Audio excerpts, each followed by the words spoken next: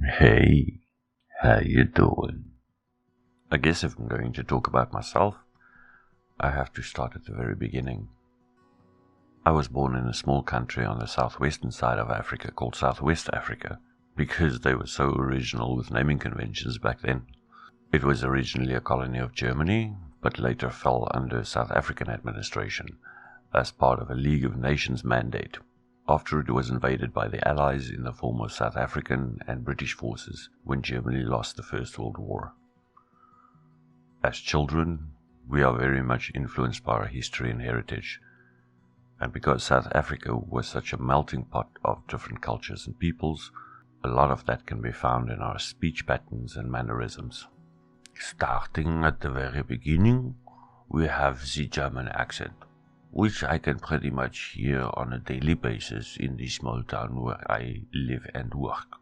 It can be very pronounced, or can be more subtle, but it is always present when speaking in English to the German people in the area.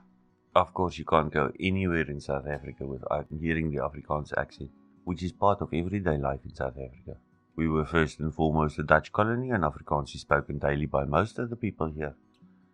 Even then, with the Afrikaans English accent, there are variations in speech patterns, depending on where you're from, how old you are, and the form of education you had.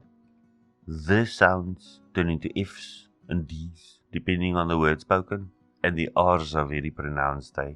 The same can of course be said of the English-speaking population of South Africa, with the native English having a more moderate accent, influenced by Britain in their rule over South Africa up until 1961, and a more formal British accent that can also be heard every now and then on the streets and in businesses in the more populous cities and areas of the country. A large part of South Africa's heritage stems from French colonists fleeing persecution in France, and the Afrikaans-Dutch heritage in part has a lot in common with and is influenced by the French. I do, of course, not speak a word of French, but I love the history and especially the wine that they brought over. And of course, speaking of influences, the American history and culture very much influences the South African people, especially among the youth, as media and socials influence every day, from every possible screen being viewed and consumed at an ever-increasing pace. Of course, you cannot speak of life in South Africa without including the rural peoples and the native peoples and all of their accents, which is sometimes very hard to understand and has to be spoken while moving your hands all over the place because it is very expressive when spoken. You must just listen to these people and they will tell you how it is. And just sometimes, especially on the southwestern coast, you come across a very particular accent spoken by the locals now, influenced by a wide and diverse slave heritage and a need to differentiate themselves from the rest of the local populations. These are, of course, the mixed race peoples, or as we like to call them, the coloureds. On the east coast of South Africa, of course, the scene is very different, as Indian slaves were brought in to work the sugar plantations, and a lot of trade was with India from the 19th century. Durban is like a small part of India, and one of the largest Indian cities outside of India itself. We just love our Indian population, with their most delicious foods and very colourful culture. Finally we move away from South Africa, to our most bitter and largest rival in sport and most things, which is of course Australia, and by extension New Zealand. Don't ever tell them though that their accents sound the same, because the rivalry between these two countries is just as fierce and competitive. As we move across the pond to the north, we'll find all the other European accents, and I will only concentrate on the more recognizable ones, otherwise we'll be here all day as I play. My favorite by far, and my favorite characters to do, is Scottish. They have such a unique way of speaking, and although I will probably be bashed by anyone who speaks Scottish natively as their mother tongue, I just love the way it rolls off the tongue when they speak.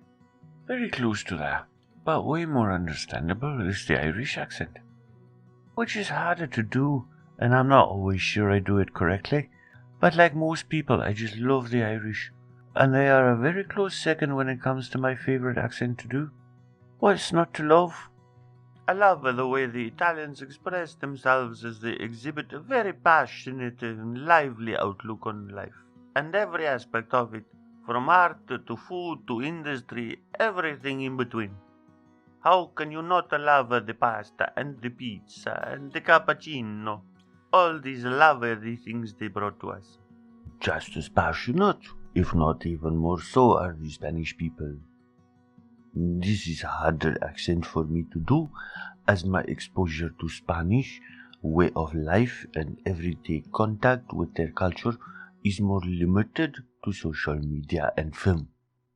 Russian, on the other hand, feels to me like a very easy accent to do, and I'm sorry if I butcher the more nuanced and delicate parts of their way of speaking.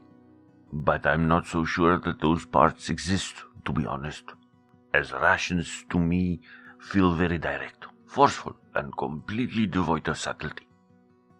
And last but not least, the Asian accents that are closely related, although you should never tell them that. Japanese is more forceful, with harder R's and more guttural pronunciation, whereas Chinese is faster, like Kung Fu, with soft R's and more S's, and a bit more sing in the intonation and delivery. And of course, this recording is also supposed to include some voices, but I think that just ties in with the accents. So, if you really want to, you can do voices in any of these accents, if you feel like it. So you will get an old lady that walks across the street, followed by an old man that is not really supposed to be there, being chased by an evil wizard with a scar across his face, who has a sidekick that will jump out at you from the shadows and eat your soul.